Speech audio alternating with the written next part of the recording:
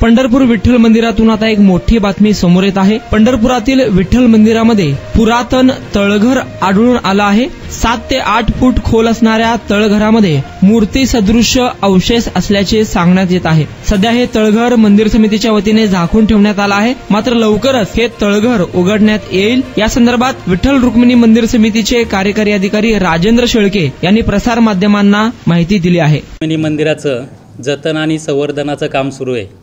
आपणा सर्वांना माहिती आहे की 15 मार्चपासून प्रत्यक्ष आतमध्ये गाभाऱ्यात काम सुरू केलं। गाभाऱ्यात आपण बऱ्याचशा गोष्टी जीर्णोद्धार आणि जतनाच्या केलेल्या आहेत आणि तेव्हापासून पदस्पर्श दर्शन बंद होतं। आता हे काम अंतिम टप्प्यात आलेलं आहे आणि 2 जूनपासून आपण पदस्पर्श दर्शन सुरू करणार आहोत। सोळखांबीमध्ये आपले पुरातत्व विभागाची टीम आणि कॉन्ट्रॅक्टर काम करत असताना काल जे आपलं हनुमान दरवाजा आहे, हनुमान दरवाजाच्या बाजूला आपण जे काही फ्लोरिंग आहे त्याला ज्या ठिकाणी चुना निघालेला आहे त्याचं स्ट्रेंथनिंग करणे आवश्यक आहे अशी कामं करत असताना काल त्या ठिकाणी एक दगड थोडासा त्या ठिकाणी खचला आणि त्या ठिकाणी पोकळी आढळून आली।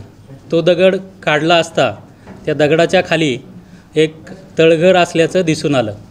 तात्काळ लगेच आमचे विभाग प्रमुख त्याचप्रमाणे पुरातत्व विभागाच्या ज्या वास्तुविशारद आहेत तेजस्विनी आपळे मॅडम त्यांनी त्या ठिकाणी पाहणी केली, तर त्या ठिकाणी तळघर अंदाजे 5 ते 6 फूट खाली आहे। त्या तळघरामध्ये काही मूर्ती असण्याची शक्यता नाकारता येत नाही। तर या बाबतीत आत्ता पुरातत्व विभागाचे सहाय्यक संचालक विलास वाहने साहेब या ठिकाणी आलेले आहेत। त्याचप्रमाणे मंदिर समितीचे सहअध्यक्ष गहिनीनाथ महाराज हे थोड्या वेळात मंदिरात दाखल होतील।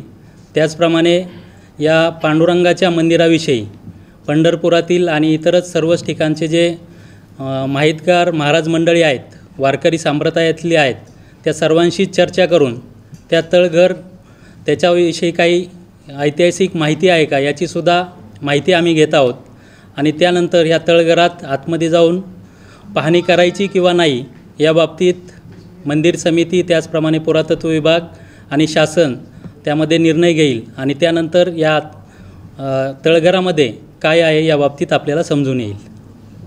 किती वाजता साधारण हे होईल सर? आता मंदिराचे सहअध्यक्ष गहिनीनाथ महाराज संध्याकाळपर्यंत पोहोचतील। साधारणपणे संध्याकाळी आम्ही त्याची एकत्रित पाहणी करून त्या बाबतीत निर्णय घेऊ। मग त्या काय आढळून आले त्यामध्ये?